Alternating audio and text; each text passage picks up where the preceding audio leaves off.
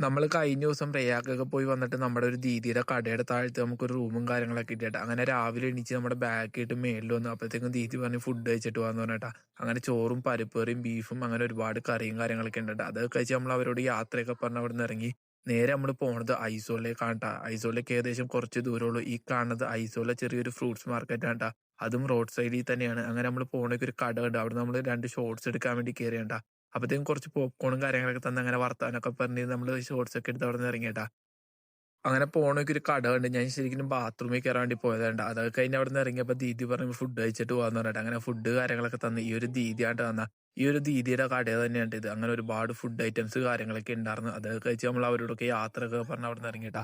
നമ്മളൊരു കടയിൽ നമ്മൾ സൈക്കിൾ വെച്ചിട്ട് പോണേ. കാരണം നമ്മുടെ ഒരു ഫ്രണ്ട് വന്നിട്ടുണ്ട്. ആള് കേരളത്തിൽ നിന്ന് ബൈക്കിന് തന്നെയാണ്. ഇതാണ് നമ്മളൊരു ഫ്രണ്ട് ട്ടോ. ഞങ്ങള് ഇൻസ്റ്റാഗ്രാം വഴിയുള്ള പരിചയവും കാര്യങ്ങളൊക്കെയാണ്. ആള് പാലക്കാടുകാരനാട്ടാ. നമ്മളങ്ങനെ പോണത് പുള്ളി താമസിക്കുന്ന അടുത്തേക്കാണ്. പുള്ളി അങ്ങനെ പോണേക്ക് ഒരു കട കിട്ടിയപ്പോൾ അവിടുന്ന് ഡ്രസ്സ് കാര്യങ്ങളൊക്കെ എടുത്തിട്ട് ഏകദേശം 50 രൂപയുള്ളൂ. അവിടുത്തെ ഒരു സെയിൽസ് ഉണ്ട്. ആള് ഭയങ്കര കമ്പനിയും കാര്യങ്ങളൊക്കെ ഉണ്ട്. ഞങ്ങളവിടെ വർത്താനമൊക്കെ പറഞ്ഞ് കുറേ നേരം ഇരുന്ന്. അതൊക്കെ കഴിഞ്ഞ് ഒരു ദീദി വന്നിട്ട് പറഞ്ഞ് ഫോട്ടോ എടുക്കാന്ന് പറഞ്ഞിട്ടാ. ശരിക്കും വേറൊന്നും കൊണ്ടല്ല, എനിക്ക് നല്ല പൊക്കമുണ്ട് അതുകൊണ്ടാണ് ട്ടാ.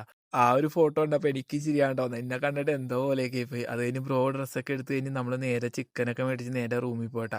അങ്ങനെ നമ്മൾ 2 ടൈപ്പ് ചോറും പിന്നെ അതുപോലെ ചിക്കൻ കറിയും കാര്യങ്ങളൊക്കെ വെച്ചേട്ടാ.